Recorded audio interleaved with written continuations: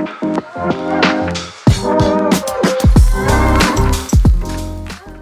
this is our third attempt at this podcast. What podcast is this? 5? I think this is, do you know? I think this is 6. Okay. Actually, maybe it is 5. But it's our third attempt. It's our third attempt at this episode over the course of 2 months, right? Yeah, the last podcast we did had to have been March. Dude. So there's no April.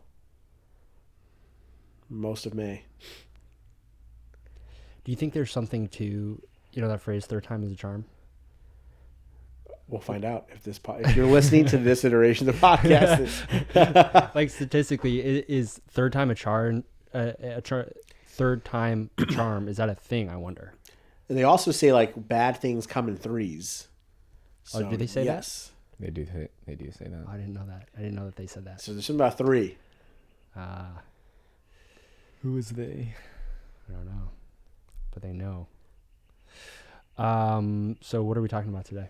We could talk about, I don't know, what helped. Anybody have any major life updates in the past month or half? Anybody have? One amongst our number got married for the second time. Yes. But to the Not same in the way person. that You sound like his second marriage. I went for the poignant pause, Yeah. Just kind of let it hang in the air. Yeah. Let you bask in the confusion. Right. Like, what? Yeah. Twice. Yeah, usually you get the wedding done at the courthouse or the paper signing real quick right before you have the ceremony. Right. But yeah, for my wife and I, we had to do the courthouse wedding way earlier, like 2.5 months. Yeah. No, 3 months, and then we had our ceremony. I want to ask you, was it at all weird for you to be legally married for how long was it? 3 months. 3 months, and then to have a wedding after that? Like, did it feel weird to you? I don't think it felt weird. It felt kind of natural, like going through, like walking down the aisle, saying your vows and all that. Like it just felt, how did it feel though? Like, how are you processing it? It was a special day. So I think that in and of itself kind of like took care of any like thought of, I've been here, done that. Like we didn't share our vows the first time. It was just done at the courthouse. And that's like a 15-minute ceremony. Though our real ceremony is only 30 minutes. Right, yeah. No, you guys kept it. It was efficient. Yeah. And it was really good. Which I appreciated. So so the experiences were different enough to where you didn't feel like you were repeating the same thing. It felt completely different. Yeah, and in a courthouse, it's just like, it was my mom and then another couple. That was it. Here we have her entire family, my entire family, number of guests. Yeah. Parousia trailer bumping in the background. That's right. Yes. I thought it was so different that I didn't feel like I was repeating anything. Yeah. Okay. And a lot of people are like, is this a ceremony or a reception? I'm like, it's a ceremony. Yeah. Yeah. We're doing the whole thing. Definitely a ceremony. Yeah. It was a nice ceremony. It was very nice. The courthouse probably just felt more legalistic, right? Just like, more like, all right, I got to get my driver's license. I'm sure there's still special because you're getting married, but it's not the same as... Yeah. I think, now having done both, they're not the same. Yeah. They're not the same. So It was nice that you were still able to have that experience. yeah, and I think this experience wasn't that common, but I think I've heard of it becoming more common, at least during the time of, this whole pandemic. A lot of people were like, their ceremony is usually like the marking of their married life, but like, because ceremonies kept getting postponed due to whatever different things, gathering amounts, families not being able to come together, a lot of them were just like, let's just get married and then we'll host something later. Some have done receptions, some have done full-on ceremonies. Yeah. Some have foregone ceremonies. No, that's true. One of Gab's family members got postponed twice, and it was going to get postponed a third time, and then they just kind of canceled it. Yeah. So it actually never happened. So they got the courthouse marriage, but never to this day have had. I think they did like a small gathering, and there's talks of doing something, but not still the at that point it'd be like 2 years, right? Yeah. To go through the whole ceremony, all that stuff. So I think you're right. The pandemic's definitely moved out a lot of dates. Yeah. Yeah. But an awesome ceremony. It was actually kind of cool because it was sort of in a way it was crowdsourced. Mm-hmm. Like you had a lot of different people doing a lot of different things in terms of contributions. Oh yeah. Whether it be like artistic or logistical, or we were there with the coffee trailer, or just like a lot of different things going on. Our trailer never looked so nice. We should decorate that way. Like I'm sure they had like the Polaroids or whatever. Yeah, the greenery kind of. Yeah. Yeah, probably put a class it picture up. in the video. If you go watch the video, you can see a picture of it. Yeah, Yeah, it looked really nice. It looked cute, as the girls say. yeah, Like how we would decorate it if we were at a wedding venue. yeah. I can kind of imagine that. So if you're looking to book us for a wedding, just direct message us. we need a 1-800 number. Yeah, exactly. 1-800. What, Java to your wedding. how was it for you guys? I know we didn't have our full-blown menu. But we had like what, 3 options? Yeah, so we had 3 options, but then at the same time, we had like custom requests. So we just basically opened up to everything. Okay. Yeah, because I thought we were gonna have I thought there's a miscommunication between like we're gonna have a menu that's just gonna literally say the 3 options, but we did it. So then people were like, "Oh, do you have this?" And we're like, "All right, fine." Because we came from the farmers market, so okay. we did the farmers market that day, drove straight to Which I thought was impressive. yes, drove straight down. Espresso machine was still hot, Nice. and so we still had a lot of our syrup. So it was pretty good. Okay. Yeah, Crystal was clutch. I don't think if we didn't have Crystal, it would have been more difficult. It was nice that she was able to help us kind Absolutely. of pass all of the drinks out and all that stuff. So that worked out. You were saying that it was basically an 8-hour shift at Starbucks. It's what it felt like doing your 4-hour shifts, taking a lunch. You know, that's kind of our drive time. We ate the Wegman subs, and then clock back in. Except now we're in a different outfit. Yeah, That was a day. that was a day. Wow. By that night, yeah, I don't even remember the past 2 weeks. Still recovering. Still recovering from that day. Yeah, but yeah, I think it went well. There weren't. It was cool to see people try our coffee. That especially like your family or her family, they've heard of Parousia coffee. We've never had a chance to actually try it, so that was kind of cool. It's like really watching. Like I don't know if it was her uncle or someone. He was like, you could tell he was really thinking while he was drinking it. I wonder what he thinks. I think it was good. Breaking us down. Your sister said he liked it. Really, all right, yeah, that's kind of cool. Yeah, it was fun. It was an interesting hybrid of a bunch of people that we knew, but also feeling pretty similar in some ways to the farmers market, where we just had a consistent stream of people and we were just cranking drinks out. Right.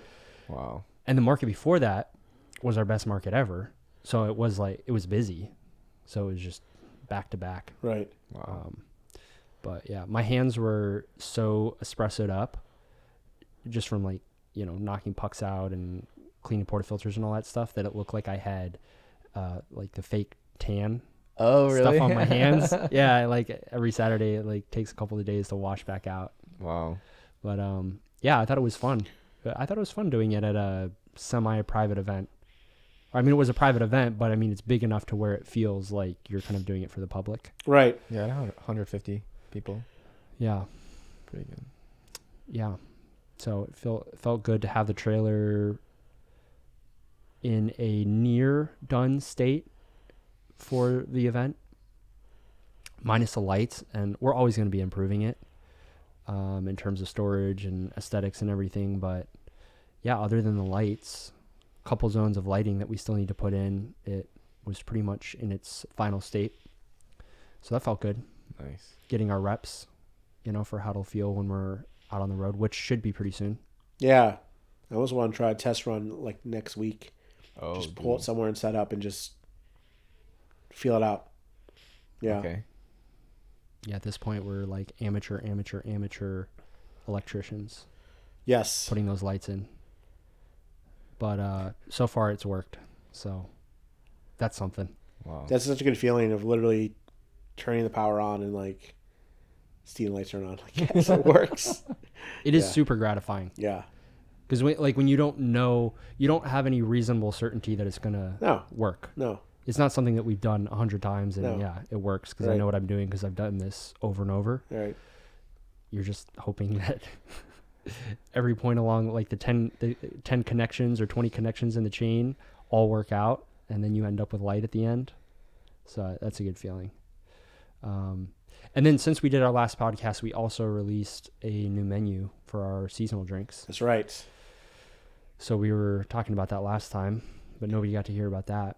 So that's been good. Response on that has been good, and it was kind of fun to develop the drinks. What we're calling the summer chai, which is it's not a chai tea latte. It's just a chai latte, so it has syrup and then espresso Right.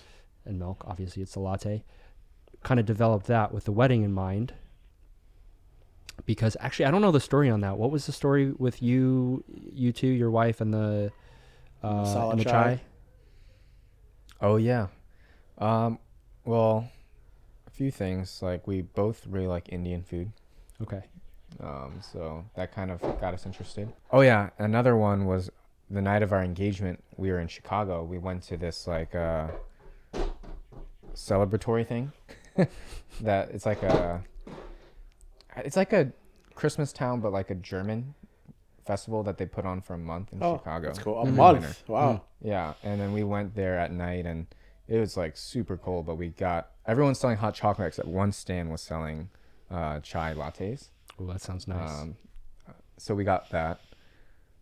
Maybe that's it. I think there was something else written on the board Okay. that kind of explained why we Yeah. picked that drink. Yeah. But yeah.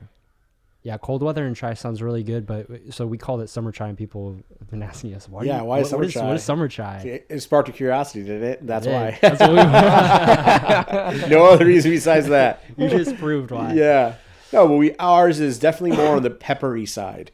Yeah. Between the actual peppercorns and ground pepper that's in the reduction. And we're trying to figure out a better way to even advertise. Syrup just has such a negative connotation. Mm-hmm. Even when I hear syrup, you just think of like, Aunt Jemima maple syrup. Just like, it's not just high fructose corn syrup, thick. Sticky sweetness. Yeah, sweetness. And that's not really what all of our syrups are. My wife's been fantastic at creating really good syrups and, doing that with like real whole ingredients. Like our toasted hazelnut, for example, is literally toasting hazelnuts and then reducing that down into a organic cane sugar and water and letting that soak for up to 12 hours. And even the chai, it's reduction. You have peppercorn, real ginger, organic cane sugar, cloves, cardamom, allspice. I mean, just all sorts of different things that are in there. And it comes as a liquid, but like how to get away from like syrup, Because some people are like, oh, it's a chai tea. No, like, oh, it's just a syrup. Like, no, it's not just a syrup. It's right. There's much more to that. Yeah. And wanting to indicate the sweetness, or the not the sweetness, the just hilariously ironic after what you were just saying. Yeah, exactly. The summer chai. Yes. Iced. Iced. Thinking of it, I mean, we'll make it hot for you. Right. But of driving the point home that this can be a refreshing thing. Yeah. Because and we'll make the banner to show this, the iced latte banner. Yes. That we have coming. But just wanting people to realize that, yes, we can make pretty much anything on our menu iced. Right. For the hot weather. And most of these drinks, our summer menu was with that in mind. Right. All of them taste great hot, but the attention was how will these be iced? And they're fantastic. Actually, a story we didn't get to share with you that happened to us in the market was that chai. She came up, she ordered a chai, customer. And I think I forgot the question she actually asked. But like something about being chai tea, like, oh no, it's a syrup. Mm-hmm. And she's like, oh, never mind. Mm-hmm. I think she ordered like a hot chocolate instead. Like and I didn't get to like interact with her because I wasn't, talking to her. I'm like, I want her to try it. So I made her the chai and then gave her hot chocolate and said, hey, try the chai. I want to know what you think. And she said it was like one of the best chais she's ever had. Just because the connotation of like, oh, syrup, I'm out. Yeah. Not even considering trying it.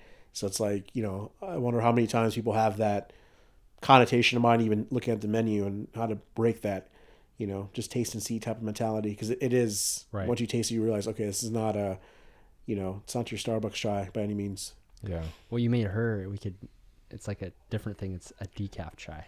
Yeah, right. If you think about it, because she just wanted it with milk. Right. So it was literally just the chai syrup. steamer. Yep, a chai steamer. Yeah. Exactly. I forget that's what they call it. The steamer is when you just want the milk and the flavoring. Yeah. But yeah, she really liked it. Wow. She raved.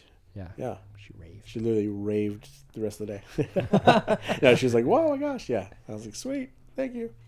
Tell your friends. Raven. Yeah, so that's kind of cool.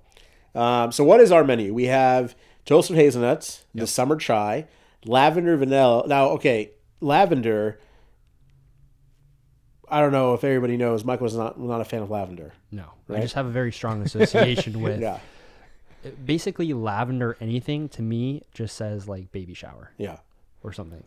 That's that was my strong association. And to be fair, it usually is, right? It's always kind of in like more effeminate products or like lavender lotion, lavender this. Right. You know, I mean, even it's like one of the main. I know with a newborn, all the different like soap concoctions is just lavender. Right. So it's a fair assessment. So we have a lavender vanilla, and what is your experience being with it? It's good. It's subtle. You can definitely tell that it's lavender, but it doesn't have that synthetic. You know how sometimes flavoring it just has that synthetic level of intensity. Yeah. Like almost hits you in the temples. Even caramel can be like that. Yeah. If you have the synthetic caramel, it's just like, oh. But this is very subtle. It's there, and when you pair it with the vanilla, it's nice because it's not the only thing carrying the flavor load, so to speak. You know, vanilla is a really nice complementary flavor that kind of plays off of. So there's not just one flavor that you're focusing on. And I think that's a really good application for it because, you know, it is a flower. So it's almost as much of an aroma as it is a taste. Right. So it's nice to have something that is vanilla, which is more a flavor rather than just a scent to pair with it. You know, it's like they're on opposite sides of the spectrum in that way. So I liked it. I especially like it iced, though. Yeah. I feel like it really shines when it's iced. Yeah. So. And then the caramelized honey, which we had a couple of iterations with.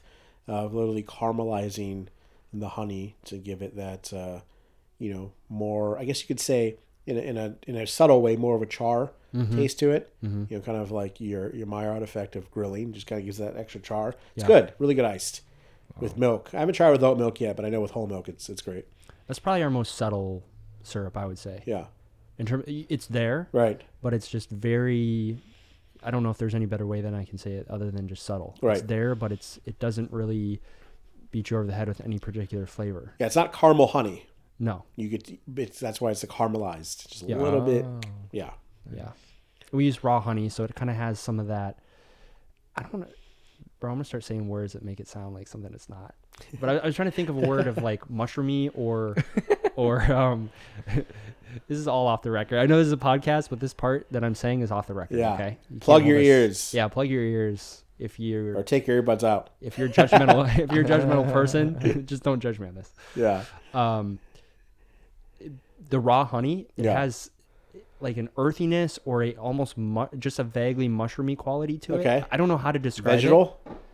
Not vegetal to me kind of sounds like it tastes like green chlorophyll. It's not like that. I don't know. I guess you just have to taste it. But when you caramelize it, to me, it kind of brings out the raw honey flavor. Huh. It's it's a subtle flavor. It's kind of like when you try to describe Bali. Oh. There's like a certain flavor in Bali that's hard to put your finger on. To this day, we still can't describe Bali. We've called it piney or we've called it this or that, but it's like, bro, he doesn't get it. My kids are really trying to make sure this is there will be a fourth attempt of this podcast. Like we're keep this thing going. We will not concede. All right. So the caramelized honey is good though. It's a sleeper. I wouldn't have thought of it. Yeah. So I think it's cool that. And last market, it was our number one seller. No way. Yeah, caramelized honey. Wow. I didn't know that. Yep. Wow. Yeah. Interesting. Is that what was our last one? Ginger snap in the winter time was our biggest. Yes, ginger snap. Overall, if we were probably to track the data for all the winter markets, it was every once in a while coconut caramel would climb up there, take the reigning champ. But I think overall it was ginger snap. Okay. Where ginger snap is really close to the chai. I mean, the baseline ingredients are almost the same. Yeah. We just have it more peppery and less snappy. Which that did work out well because there was a woman that came up and she wanted her ginger snap and we're like, oh, sorry, we just changed over. But it was perfect because chai is a great bridge into the summer menu. She almost walked away. Yeah. Really? She's like, yeah, all right, I'll try it. And then she liked it. It was awesome. Yeah, some people have just found their jam, you know, and you like a certain thing, you get into your groove and it's what you get every time. But it was nice because she enjoyed it. We need to have like another banner that says just taste and see. That's true. That's what a lot of our drinks are. Yeah. Just because of how bad the market has tainted the thoughts of flavored drinks. Yeah. You know, when you just hear a flavored drink, if you're a coffee connoisseur, you really like your cappuccinos or lattes, that's predicated probably on your bad experience of flavored drinks. You're like, oh, this is just a sugar gut bomb or whatever it may be. So it's like, oh, I really want to get that thought across. Like, no. That's a dialogue that we have every week with people is they say, I don't want it super sweet. Yeah. You know, or can I get it with half pumps? We're like, ah, ha, ha, ha.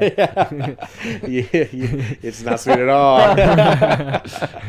We're like, they say, I want half pumps. Yeah. It's like, do you though? Like, our syrups are purposely not super overwhelmingly sweet. So conveying that and getting onto the same page. Yeah. Because sweetness is such a subjective thing. Right. Oh, for sure. So trying to relate just with words, flavor, can be interesting. Well, to give you a frame of reference, if you add up all the times and just mentally, majority of time people come and want more pumps than ever ask for less. Right. Because they're like, oh, I do. Because there are people who they do like sweet. Yep. You know, to them, coffee, they want it to be sweet. They don't drink it because, you know, they appreciate the coffee per se, but they just like really sweet. That's fine. So they come like, oh, can I get extra few pumps? You know? What cracks me up is when people ask for simple syrup in one of Christian's pour-overs. Yeah. Just to see Christian's teeth grind. Makes me sad. You can see his soul dying inside. He keeps a good face though. He does. You know? Yeah. Non-judgmental. But deep down he's like, ah. Yeah. Yeah. Especially since he makes it in front of your eyes. Right. That's like going to a teppanyaki place and then as soon as it gets handed to you, just dump ketchup on it. No. You're just like, get out. Yeah. Yeah. But I think a lot of people's palates have changed. I mean, even our whole bean people that are coming back regularly, yeah, they love it. They're just like, oh, you can start asking them how they're brewing it and how they're making it. And we're starting to get converters of, still need to get the next, I don't know, I guess the next hurdle of like convincing people to start grinding more on their own. And actually segue into maybe kind of a business card idea, because we've been asked for business cards and how to make a business card that's actually useful or something that when you get it, it's not just trash. Yeah. I hate when people hand me literal trash. It's like you hand me a piece of information that's going to turn into trash. Yep. So we're thinking of like on a business card or some type of tool to have like a grind size meter that you compare. I think a lot of people have like those whirly blade grinders or like a Vitamix or a blender. And even then you could get close enough to getting some good, you know, depending on what brew method you're doing. So on the back of it, just have a way to measure your grind size. Because even with a new like Encore, for example, like my Encore and your Encore, I guess it's actually Parousia's Encore and your Encore are not the same. Like 4 clicks apart, actually. No, if the whole grind, so it goes on an Encore, goes from 0 to 40. Yeah. If we do pour over here at, let's say 15 at my house, at my grinder, on my grinder, it might be like 20. Yeah. So it's really not even that close. Right. It's not a matter of a few clicks. It's like a whole quadrant off, Right. depending on what individual your grinder on. Same model, same manufacturer. Yeah. So that's why it's nice when people say, oh, it's this number on a particular grinder, but it simply is not realistic Right. that is going to give you accurate results. So have a visual comparison to be able to Yes. like literally hold it up to say, okay, I'm a little bit coarser. Like particle size on the... Exactly. Yeah. So I'll just have to make sure that I'm able to convey that however it ends up being designed, whether it's an actual picture or pixels that represent, you know, grind or coffee particles, that ends up being realistic and decipherable, like it's actually a useful tool. Yeah. But that's something that we're thinking to provide a tool that is also a business card. Yeah. Because otherwise you get a business card, you snap a picture of it, and then boom, you have it. You throw it away. And there are quite a few people who have asked Yeah. at this point. More than you would think. I didn't think so. Because sometimes you're like, business cards are dead. What's the point? Right. Dude, Look us up, et cetera, et cetera. No, So people won't. Yeah. Well, to be fair, I've had quite a few people ask, like, oh, I misspelled it, or how do I spell it? Or somebody's looking at Instagram like, wait, I found the Parousia printing press. Is that you? No. Not even the like, same. yep, that's us. Yeah, exactly. We That's our side we business. just do coffee on the side. Parousia printing press. So yeah, it'd be nice to have information you can take with them. Speaking of resources, so actually, I haven't told you about this, Christian. After talking to the Leases, they were coming through town. Yeah. Parousia supporters. And, you know, they're just idea machines. They give me, 10 ideas every time I see them. But one thing that we were talking about that kind of resonated was, and this is something that I want to do even creatively anyways, is making a booklet that's a mix of brew guides, recipes, whether that be like drink recipes or even baked good recipes, baked goods that go well with particular coffees that we roast, and then maybe even telling some stories, whether it be about our company or whether it be about the history of coffee or whatever. And I say booklet, maybe like 30-ish pages in that ballpark. But just as probably wouldn't be that expensive to sell. And in some cases, maybe we would include it with a box of coffee just as a thank you. But yeah, if anybody listening has any ideas I want this to be a resource of things that you find useful. So, or even if you have any ideas of the types of things that you would find useful. I want it to be very succinct and valuable, to the point. You know, it's not like it's a whole book and we're trying to fill space. Right. It would really be a distilled, we might have a lot more resources on our website or on a blog, but this is the distilled, what people ask for, what they really want to find value in, maybe things that they'll return back to multiple times. Okay. But just a fun way to bring some of the stuff that we've already recorded in videos and some things that we haven't into the physical. Sometimes it's nice just to have like a physical object to interact with, a physical book. Yeah, for sure. So, and where relevant, there'll be probably QR code links to video versions of it, but that's something that's marinating in my mind. So this is a call for ideas or suggestions or problems that you have that a booklet could help with. Okay. Yeah. So I'm just putting that out there. Yeah. As something that we're thinking about that was related to the business cards. Yeah. But yeah, the business cards, that is relevant because we were looking at all of the businesses around here in the business park and talking to them. And, so that's coming up pretty soon. Right. As we'll be probably in Innsbruck. We'll see where the dusty road leads us, but I could see that being in Innsbruck. Yeah. During the week. We'll post regularly on, social media platforms where we're going to be, but honestly, it's just kind of trial by fire at this point. Just literally set up and see. Yeah. That's something I want to try next week. Just a couple of places until they yell at us, get out of here. All right. You got any time frames in mind? Probably, I don't know. I just want to, again, be more specific with our time because, we all have other lives outside of this that we need to continue to do. So it's like maybe a 3-hour, it's like an 8 to 11, just here's where we are. Come get your stuff, Yeah. Even for pickup locations for Hobing, I think it will be kind of nice. Mm-hmm. One place that we're pretty much a shoo-in, just a couple of like dot and T's and I's, is the Diamonds Directs right there by Whole Foods. So I have a verbal commitment. I just more of like, but that was like 2 months ago. Mm-hmm. Just touch base again, like, hey, FYI, I told them a timeline, May, June-ish. Mm-hmm. So at this point, I'm sure we'll be fine. But it's, until we're there set up, nothing's guaranteed. Yeah. But the verbal commitment of like, yeah, so that sounds great. And then knowing that there's a couple of places, there's a website that has all the food trucks and where they go. Okay. And there's like 3 main spots on that Cox corridor with all those business parks that seem to be friendly to the idea already. Oh. So they already have food trucks come, and nobody is a coffee shop, a coffee cafe. Right. So I think hopefully it should be an easy transition of like, yeah, you guys already have these people coming. Why not bring that to the mix? It's a coffee desert out here. It really is. Like besides your big box coffee, there's not, closer to where you are, even walking distance, you probably have at least 2 options that are pretty good. Here, it's within 5-mile radius, 6-mile radius, not much. I think the closest one is 6 miles from this house. Mm-hmm. And that's not something that you're going to just pop by to routinely, Yeah, I'm excited just to be accessible to people. Yeah. And Innsbruck, actually, it's a bunch of office parks, but at the same time, there are aspects of it or certain angles of it that are really pretty picturesque. Yeah, the lakes. The lakes are really nice. So to use that as a backdrop for serving coffee, I dig it, actually. Yeah. And there's a lot of, like, groups of, like, offices just walking, Yeah, taking walks by that lake. Yes. because they have nothing else to do. Yeah.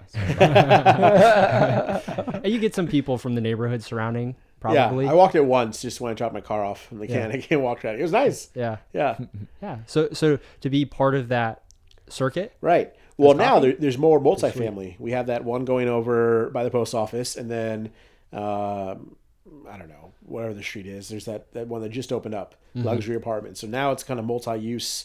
You're gonna have people who are living, working, all in that same little area. Yeah. Oh yeah.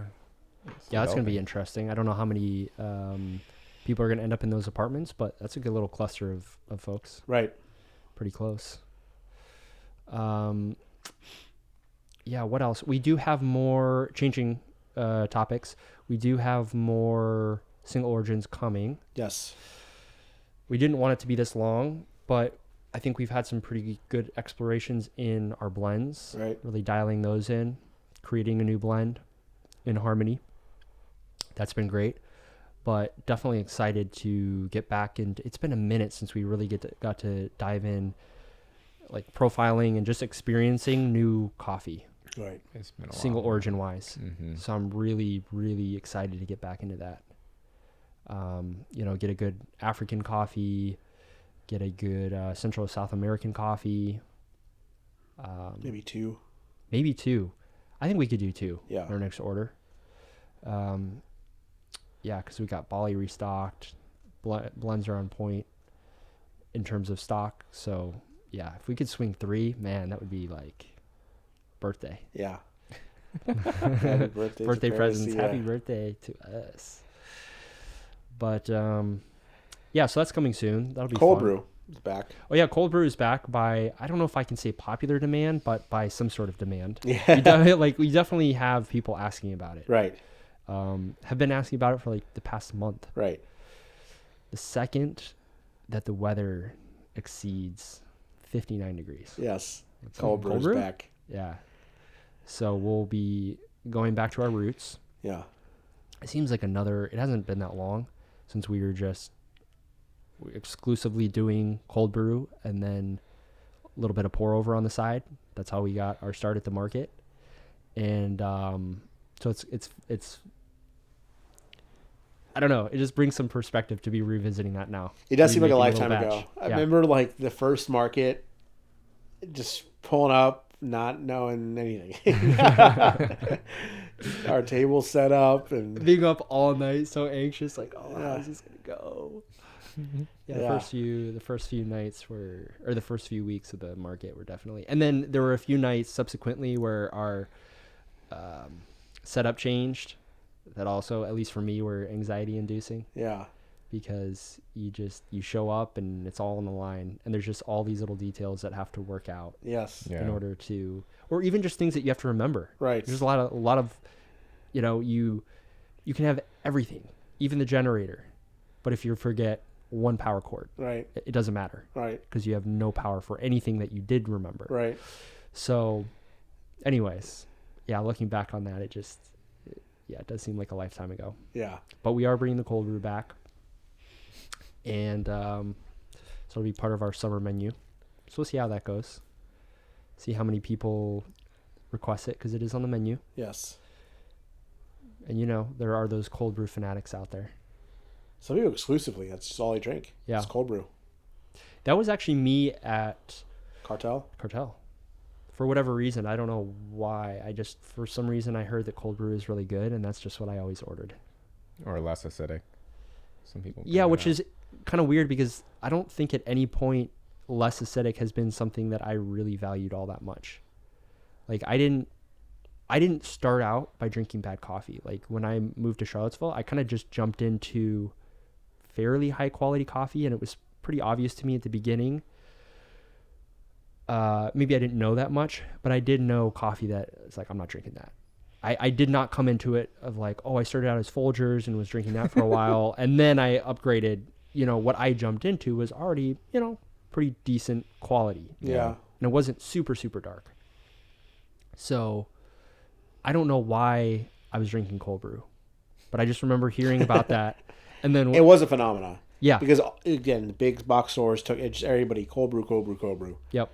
And then you saw all of these retailers with their canned cold brews. Mm-hmm. Cold brew to me, it's kind of, it's good.